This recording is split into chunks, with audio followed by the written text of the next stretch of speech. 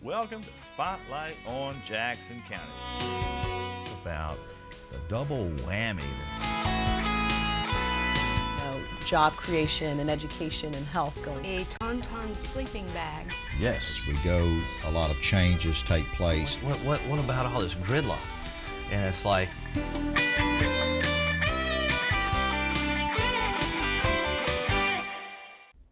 Hello and welcome to this special edition of Spotlight on Jackson County, our first of the year, and I couldn't think of a better person to invite to the studio than the crime prevention officer from the city of Goshen, one of Goshen's finest, a fabulous person and a wonderful police officer, Officer Diane Schmidt. Welcome to the show. Thank you, Doug. It's so Thank you good for having for me. you to come in. I know you're a busy appreciate it. person. I appreciate you taking the time out to do that. Absolutely. And we want to talk about something that I was unaware of, and I feel kind of bad about being unaware of it, but I read about this in the paper, and it's human trafficking. And President Obama has declared January Human Trafficking and Slavery Awareness. National Slavery National- and Human Trafficking Prevention Month. She got it right, I got it Right. wrong, but she got me going right. Just don't try to say it 10 times. And then the mayor and the city council of the city of Goshen basically adopted that for yes, January. they signed a proclamation also for the city for the same thing, as to bring awareness to human trafficking. And that's what this show is all about, to bring awareness to you, the viewers, about human trafficking. And you've been to one or two classes, or you've had some training on it, and she's really knowledgeable on it, and that's why we wanted to have her here. But what exactly does that constitute, human trafficking? Well, human trafficking is not a widely known crime, although it's a huge crime all over the world. But there's a difference between human trafficking and human smuggling, whereas human smuggling, people are brought in across the borders for a monetary fee, and then they're basically on their own after that. But human trafficking is when somebody is kidnapped or coerced or brought under duress. You know, their freedom stripped away from them. They may be physically or sexually, you know, abused. You know, there's violence involved with it. So there's a huge difference in it, and they're forced into labor, either labor, you know, as far as workforce labor or sexual labor. So that's the difference between, you know, trafficking and the others. So it's a huge problem that just doesn't have a lot of awareness. I wasn't aware of it, you know, just a couple of years ago as I am today. And that's what this month is about. It's bringing it out into the public. So not only are we aware of it, we can start taking action to combat it, you know. This is a worldwide problem, though, but we were talking before the show, and you were telling me that the United States, you know, there's pretty big demand for human Right. trafficking. Right. And there's all kind of different places that they put them to make money. And, Right. And like you were telling me, you know, you sell drugs, that's a one-time sale. You sell a weapon, that's a one-time sale. But if you sell somebody, you can sell them multiple times, Right. over and over and over again. You can keep selling them over and over and over, and so the profit in it, you know, is just tremendous. It's over $30 billion a year. You know, $30 billion. It's That's a staggering figure when you it consider is. how It's much staggering. money. And these people obviously cannot be living what you would call a decent life. Oh no, they live a very poor quality of life. You know, they're under duress. They're stripped of their freedoms. Oftentimes they're from another country, so they're lost. They don't know anybody. They may not even speak the language. They're physically abused. You know, sexually abused. It's just bad all the way around. I'm sure for them, many times they feel there's just no way out. In fact, suicide is probably their only outlet in their mind at some point, sadly. But then if that happens, there's really nobody, I guess, if there's no family around, there's nobody in this country that knows them or cares about them. If they do commit suicide, I mean, it kind of goes unnoticed. Exactly. Yeah, it's I was telling you earlier, I watched a movie that was made in 2006, and I watched it on Netflix. It's one of the instant watch movies, and it's called Human Trafficking. And it's 3 hours long, but it's absolutely a great movie. And as far as education goes, I mean, I would encourage everybody to watch that if they get a chance. Not only is it a great movie and a well-made movie, but you learn a whole lot about a whole society, a whole underbelly that exists that we're not aware of, or we just, we really don't even know what to look for. So you've got some big, for lack of a better term, kingpins around the world that are making these things happen, and Sure. they could be promising somebody a job in the United States where they're going to make a whole lot of money, and they're going to make a new life for themselves, and they're going to be able to take care of their family back in whatever country they come from. But once you get in the net, Right. it's totally different, and you get either abused or threatened. They'll tell you, okay, I know where your mom and dad live back Sure. in whatever country you're from, and if you don't do what we tell you, if you don't do the things that we tell you have to do, we're going to go back and kill your family. Sure, exactly. Yeah, they're stripped of all their freedoms, and these kingpins are like drug lords or those types of people. It's a big network, and there's so much money involved with it. And of course, as we said before, if we didn't have a demand for it, they wouldn't need to supply. So sadly, the demand is probably the worst problem of the whole thing. The United States is #1 in demand for pornography, things of that nature. So a lot of victims aren't normally trafficked from here, but they're trafficked to here because of the demand. These could be people that you run into just in a everyday atmosphere. They could be working in a hotel situation as a maid. They could be working as a, on a farm. They could be working as a construction worker. There's certain signs that you can look for if you see somebody, on more than one occasion. Somebody that maybe seems downtrodden or depressed a lot, or you seem that works all the time. Or if you see everywhere they go, they've got somebody escorting and they don't seem to have freedom, stuff like that. And the medical professionals probably have the best chance of recognizing or finding these kind of situations. They may have. What are some of the things that a medical professional could look for, let's say in an ER? Somebody gets brought in with an injury, broken arm, something. What could the nurse or the doctor focus in on and pay attention to?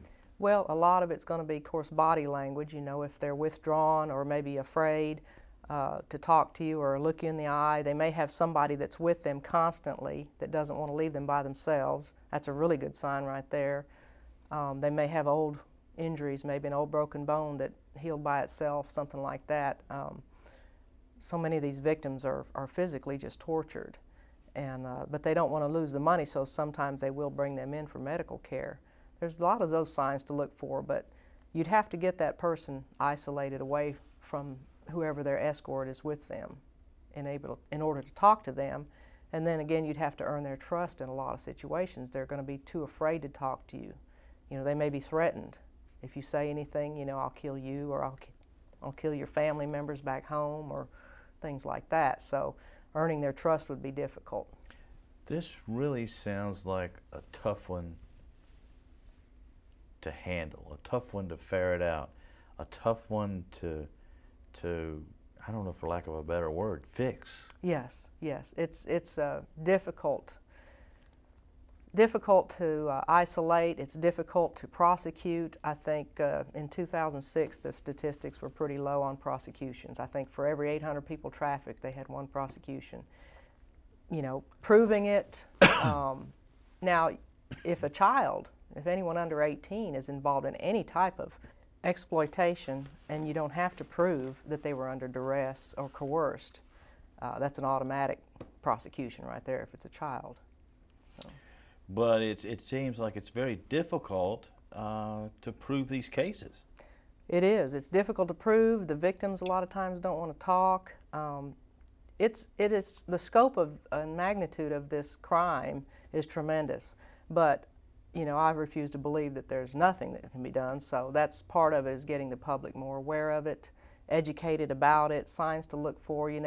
It's just basically going to have to take this elephant one bite at a time. That's That's the only way you're going to eat it, you know. Well, now, if there's somebody in the community like a Rotary Club, any civic organization that wants to know more about this, you seem to be one of the most knowledgeable people. Would you be willing to present something to them about it, or tell them signs to look for, and give them the statistics that are staggering as far as the money that it's made, the people that are being abused? I'm sure these are just estimates, and it could be worse. It could be. I'm sure these are probably conservative estimates. You know, I would love to be a part of the solution and helping, even as small as it is or whatever on my part. I mean, I would love to help educate people about it. I'm very passionate about it. You know, the massage parlors, that's a lot. That's an outlet. A lot of strip clubs, those are outlets where the sexual exploitation goes on, and a lot of these people are trafficked into these situations, you know. And granted, the federal government, I know, goes after the big money. They go after the kingpins. They follow the money trail and so forth, and that they combat that end. But if we can combat on the small end, you know, and find victims at least, and maybe if I removed one person out of that situation in my lifetime, it would make me, I would be so happy, you know. Yeah, that's a very noble cause, Diane, if I may call you Diane. Sure. It just seems like this is a bad dream. I mean, people are being absolutely horribly abused and put into slavery. Sure, absolutely. And we don't know anything about it in this country. The mainstream media is not, of course, reporting on this. Well, think about this, Doug.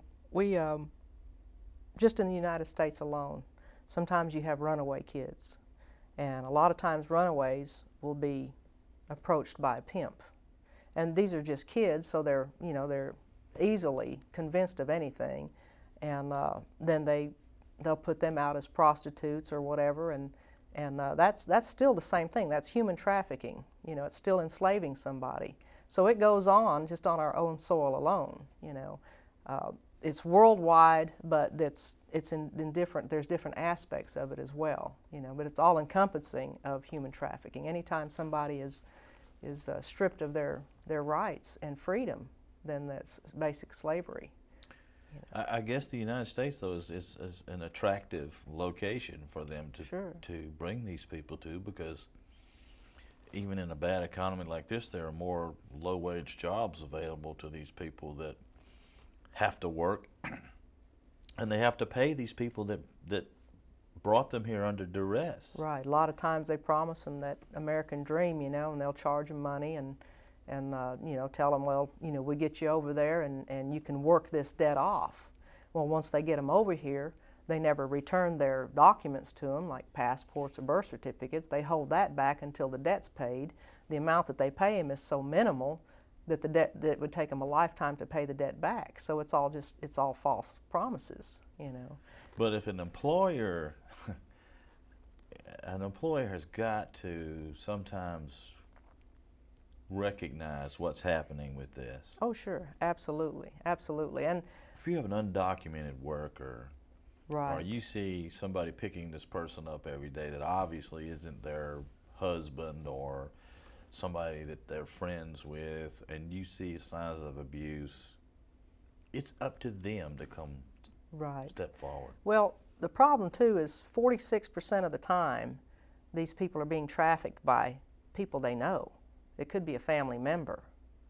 So they may be going into another country, coming over here and going to work for an aunt or an uncle or so forth in a business that owns a motel or convenience store or different businesses like that, to where there is nobody watching them. Wow. You see what I'm saying? So now they're stuck in a situation.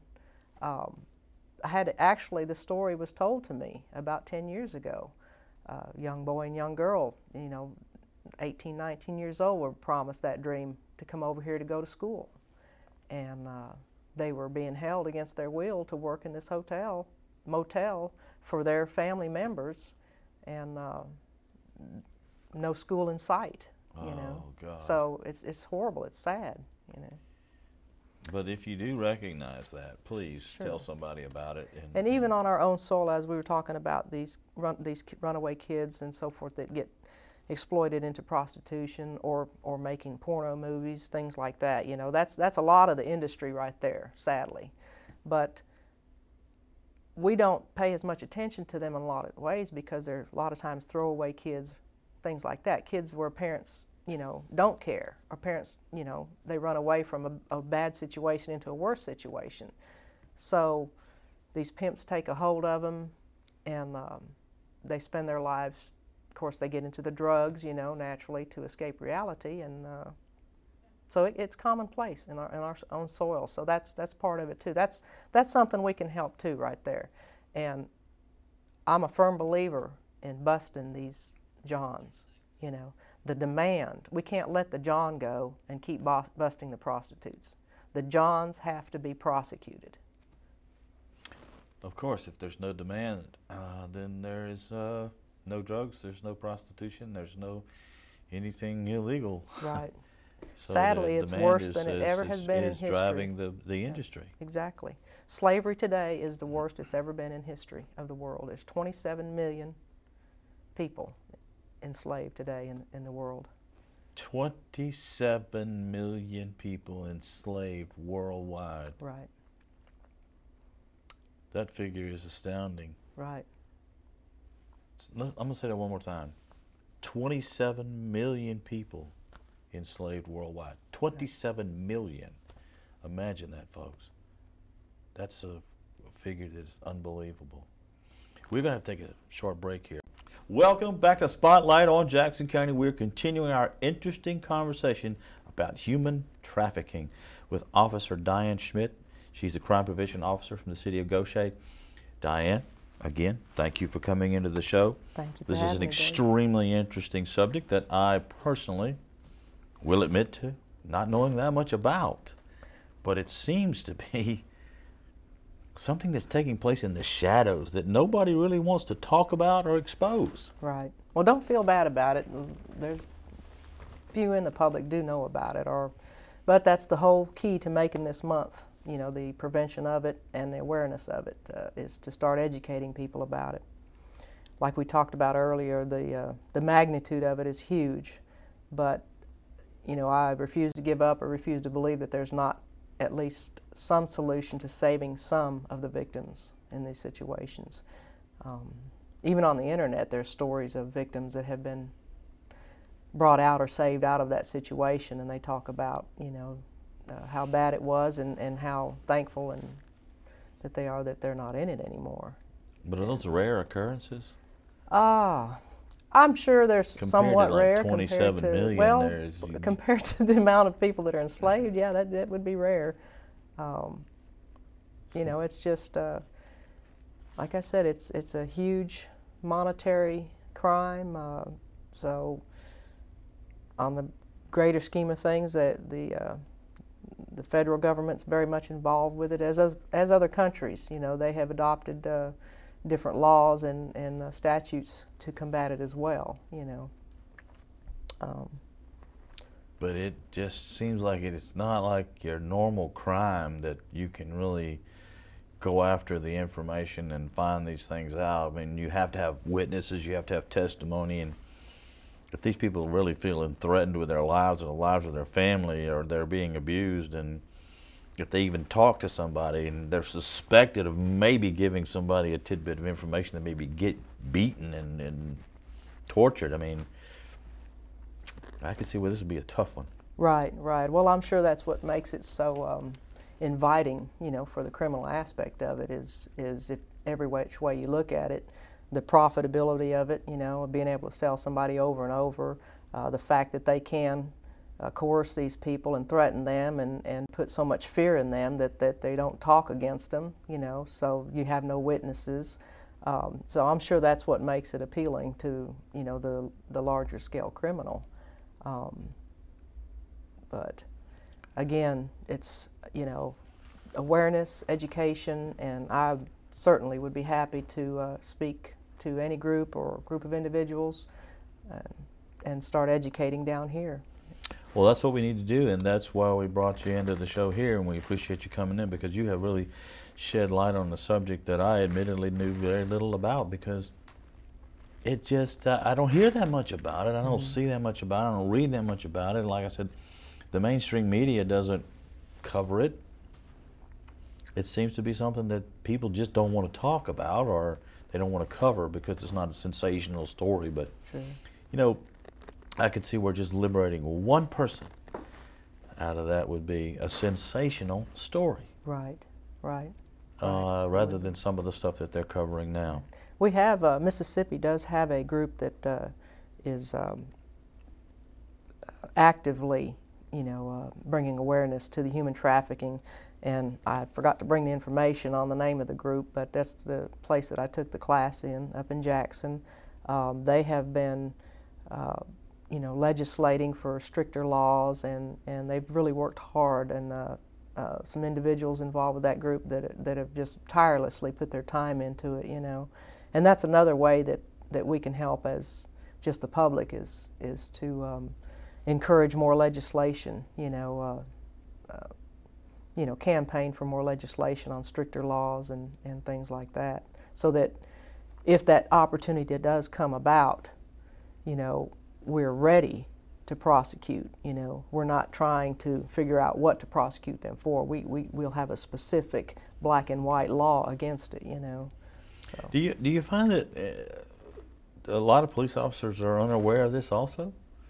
Well, I think probably so, and of course a lot of time in the bigger New York is, I think, is the state that probably has the biggest problem with it. You know, the traffickers bring them in through New York if they're brought from other countries. L.A., Florida, any place that has waterways and so forth, access to bring them in.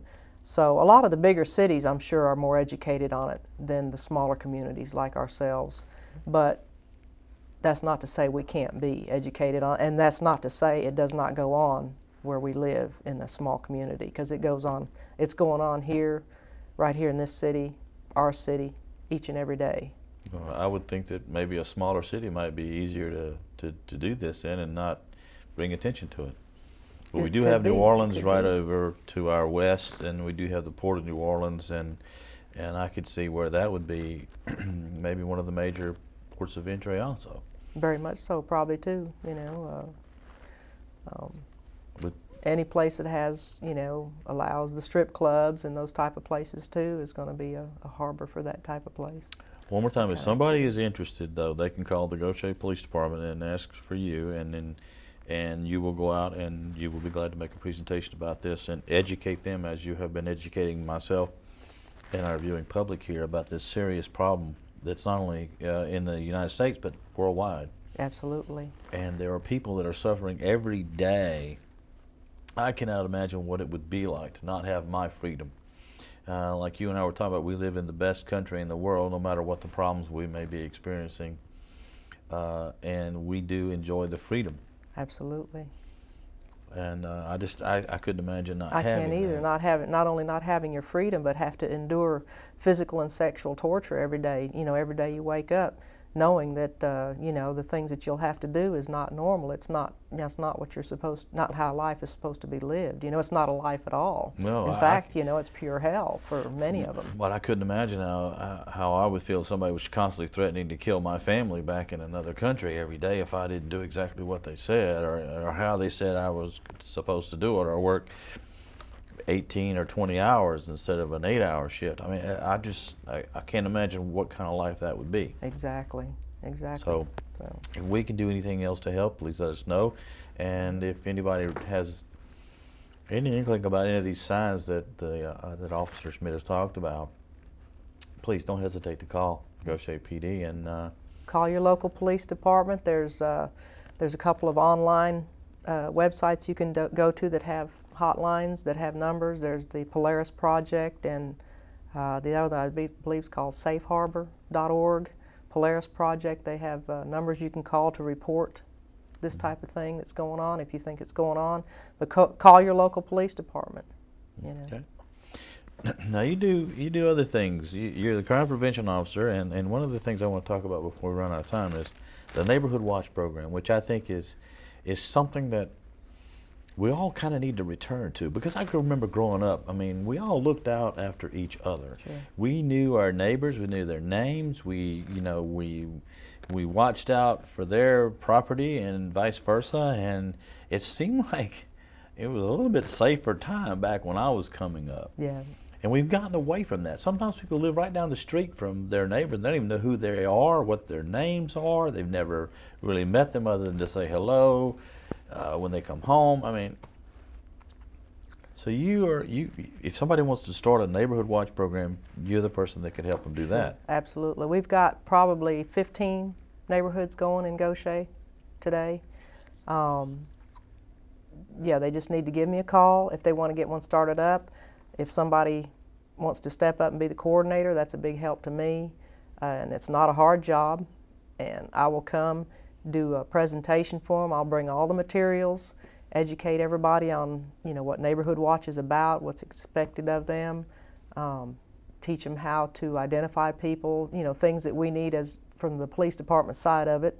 If you know, if they witness a crime in progress, or if they're, you know, if their neighbors being victimized, burglarized, anything like that, you know. So there's certain things from it bridges that gap between the police department and the community, where the communication is what is so needed, you know. Yeah, and yeah, I can tell you that, you know, I work during the day, but if I see something strange going on in my neighborhood, I just don't turn a blind eye and let it go. Right. If I see somebody that's not supposed to be there, I don't let it go. You know, we've got to return to that. We've got to care more about the people that are around us. See, what you just said is perfect for Neighborhood Watch. You know your neighborhood. I may patrol your neighborhood, but I'm also patrolling a lot more square miles besides just that neighborhood. So you know who belongs there and who doesn't belong there. So it's much easier for you to see something suspicious going on than it is me. I may not know this car's been in there 3 times or 3 nights in a row as I'm cruising through. But if you've seen it, then you know they don't belong there, and that's when we need the calls. And we want people to call us and not to dismiss their gut feeling or anything that looks suspicious. If there's no criminal activity going on, we'll check it out. No harm, no foul. But we like to know who's who, and if they're not supposed to be there, then we want to know why they're there, you know. And I can personally tell you, folks, the police officer is not your enemy.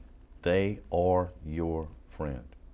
And I can personally vouch for the police department in the city of Gaucher. They're some of the finest individuals you could ever meet, okay? And they care. I can tell you that right now, because I know them personally. I don't know every single one of them personally, but I know a bunch of them personally. And that's the only way we're going to get back to having safer neighborhoods, I think, is if everybody pays attention to what's going on. Exactly, exactly. And we're going to offer the assistance to the police in catching these bad guys. Sure, yeah. And once they know there are people watching, they won't come to your neighborhood. Yep, that's right. Another thing our chief has incorporated into the Neighborhood Watch meetings is having some of our officers attend the meetings. So you guys, the public, the citizens who we work for, you get to know some of our guys, you get to put faces with them, names with them, and then we get to know some of our citizens as well. So that's been a great idea too, and I've enjoyed it. But if you want a Neighborhood Watch program, contact Gaucher Police Department. Ask for Officer Diane Schmidt. She is the crime prevention officer. And if you want a presentation about this human trafficking subject that we just touched very little on today, I'm sure there's more information out there, but we're limited in time here on this. Fantastic officer, fantastic person. You couldn't ask for a better person than Officer Schmidt.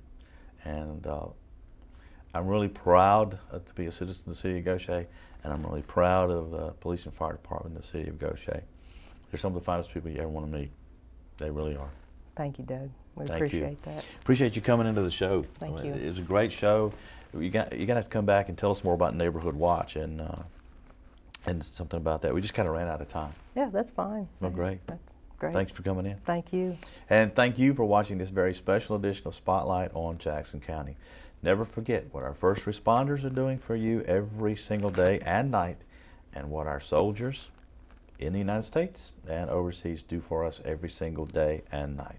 We'll see you again next time on another edition of Spotlight on Jackson County. Join us then for another great show.